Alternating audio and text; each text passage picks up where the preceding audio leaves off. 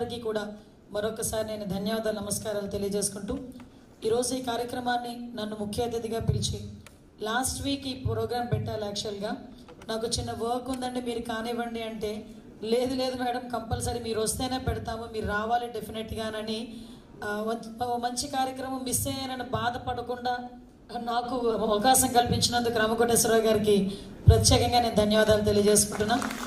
ఈరోజు ఈ కార్యక్రమానికి మా పోలీస్ డిపార్ట్మెంట్ అంటేనే చాలా వర్క్ లోడ్తో ఉన్న పొజిషన్ మీకు కూడా తెలుసు.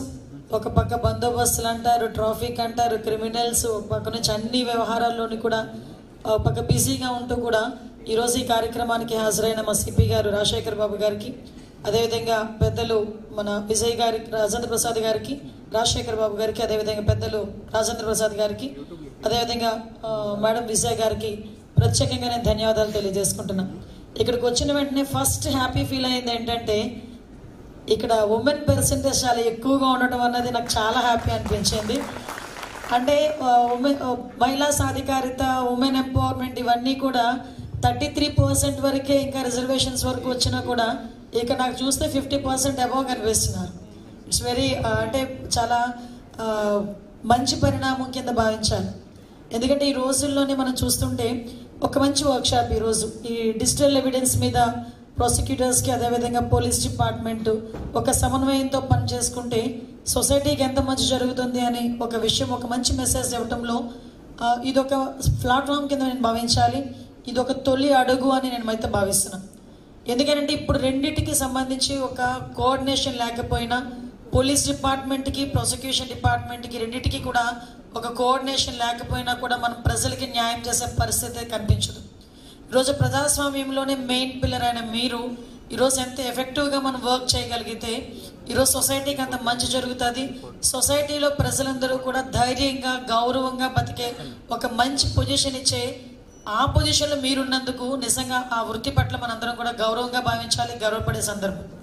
ఎందుకంటే చాలామందికి కోరుకుంటుంది డాక్టర్, ఇంజనీర్, తర్వాత సాధారణంగా ఈ మధ్య కాలంలో చూస్తున్నాం ఏంటంటే ఐపీఎస్ ఆఫీసర్, ఐఏఎస్ ఆఫీసర్, తర్వాత ఎల్ఎల్బి, లా చేస్తాం. అంటే ఒక అవేర్నెస్ అయితే చాలా మటుకు క్రియేట్ అయింది. ఇంతకుముందు పోలీసు, లాయర్ అనేసరికి పిల్లనిచ్చేవారు కూడా కాదంట. అటువంటి పరిస్థితి నుంచి ఈరోజు పరిస్థితి ఎలా వచ్చినాయి అంటే ఒక పోలీసు, ఒక లాయర్ అనేసరికి ఒక ప్రైడ్ కింద భావించే పొజిషన్ తీసుకొచ్చారంటే అది మీకన్నా మీ ముందు తరం కానీ మీరు కానీ చేసిన ఒక కృషి కింద నేను భావించాలి. ఎందుకంటే ఈరోజు డిజిటల్ ఎవిడెన్సెస్ మీద మనం ఒక వర్క్షాప్ తీసుకోవటం కానీ, రాబోయే కాలంలో ఈ సైబర్ నేరాలు విపరీతంగా పెరిగిపోవటం ఒక పక్క. విషయం ఏంటంటే దొంగ మనకన్నా షార్ప్గా పనిచేస్తున్నాడు. ఎంత షార్ప్గా పనిచేస్తున్నాడంటే మనం ఒక యాంగిల్లోనే ఆలోచిస్తే వాడు 10 యాంగిల్లో మనం ఎటువైపు నుంచి రాగలమని ఆలోచన చేసుకొని ఓవరాల్గా ఎక్కడో ఒకడ సక్సెస్ అవుతున్నాడు. కానీ మనం ఈ లీగల్లో ఒక పాయింట్ ఉంటుంది, ఏదో ఒక ఆధారం ఉంటుంది చూడండి, ఏదో ఒక ఆధారం ఉంటుంది చూడండి. అంటే ఎక్కడో ఒకడ మనకి దొరికే పొజిషన్ మన లా సిస్టంలో, అంటే అది మన లా సిస్టంలో కనిపించే పరిస్థితి. సో అటువంటి డిజిటల్ ఎవిడెన్సెస్ని క్లియర్ చేసుకోవడం కానీ, ఇందాక డిజిటల్ ఫోరెన్సిక్ ల్యాబ్ ఆయనతో మాట్లాడాను, సార్తో మాట్లాడాను. సార్ కూడా నాకు చాలా మందితో పోల్చుకుంటే మన స్టేట్లో డిజిటల్ ఫోరెన్సిక్ ల్యాబ్ కొంచెం అప్గ్రేడ్ అయిందండి. ఇంకొంచెం స్టాఫ్ని పెంచుకొని మనం అప్గ్రేడ్ చేసుకోగలిగితే ఇంకొంచెం ఎఫెక్టివ్గా మనం పనిచేసుకునే పొజిషన్ ఉంటుంది అని. సో యాస్టీస్గా సైబర్ క్రైమ్, ఇందాక మనం లాస్ట్ క్రిమినల్ మనం సాధారణంగా క్రైమ్ రేట్ చూసుకుంటే లాస్ట్ 7-8 మంత్స్లో ఒరిజినల్గా ఉన్న క్రైమ్ రేట్ 9% తగ్గింది. కానీ సైబర్ క్రైమ్ చూసుకుంటే సైబర్ క్రైమ్ పెరుగుతుంది. అంటే మనకి తెలియకుండానే సైబర్ క్రైమ్ వాళ్ళలో చాలా మంది డాక్టర్లు, ఇంక్లూడింగ్ లాయర్లు, కొంతమంది పోలీసులు కూడా ఆ ట్రాప్లో పడిన సందర్భం. అంటే అంత తెలివి మీరిపోయారు. ఓవరాల్గా చెప్పాలంటే టెక్నాలజీ పెరుగుతుంది, టెక్నాలజీకి మనం అనుసంధానం అవ్వాలి. టెక్నాలజీకి ఇప్పుడు ఎలాంటి టెక్నాలజీ బయటకు తీసుకొచ్చి సీఎం గారు చంద్రబాబు నాయుడు గారి నోటి నుంచి డీప్ టెక్నాలజీ మన చేతిలోకి వచ్చి ఆ టెక్నాలజీని ఒక పాజిటివ్ వేలో, ఒక మంచి వేలో మనం తీసుకెళ్లాలని మనలాంటి వాళ్ళందరం ప్రయత్నం చేస్తుంటే దానిలో కూడా లూప్ హోల్ ఎతికి ఈజీ మనీకి అలవాటు పడి చాలామంది పిల్లల జీవితాలు నాశనం చేసుకునే పరిస్థితి వచ్చింది.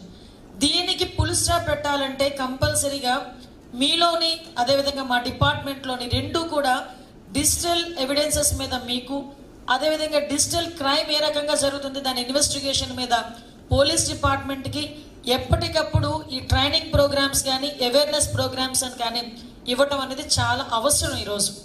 ఎందుకంటే రోజు రోజుకి ఒక టెక్నాలజీ పెరుగుతుంటే ఇంకొక టెక్నాలజీ.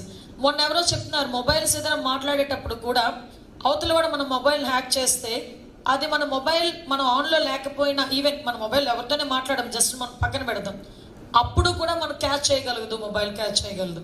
అంటే వాడు ఎంత దూరం ఆలోచిస్తున్న టెక్నాలజీ ప్రకారం మనం ఇంకెంత అప్గ్రేడ్ అవ్వాలి. అంటే చావు తెలివితేటలుండి వాడే అని తెలివితేటలుంటే ఇన్ని సంవత్సరాలు చదువుకొని పెద్ద పెద్ద వాళ్ళతో మనం మాట్లాడుతూ ఎన్నో కేసులు డీల్ చేస్తూ ఎంతో మంది జడ్జెస్ దగ్గర మెప్పించుకున్న మనకి ఇంకెన్ని తెలివితేటలు ఉండాలో మన బలం మనమే తెలుసుకోవాల్సిన అవసరం అయితే చాలా క్లియర్గా ఉంది. దీనికి నేను ఎస్పెషల్లీ ఈ మీటింగ్ పెట్టమని రామకోటేశ్వరరావు గారికి చెప్పడానికి గల ప్రధానమైన కారణం ఏంటంటే, నేను హోమ్ మినిస్ట్రీ తీసుకున్న తర్వాత మాకు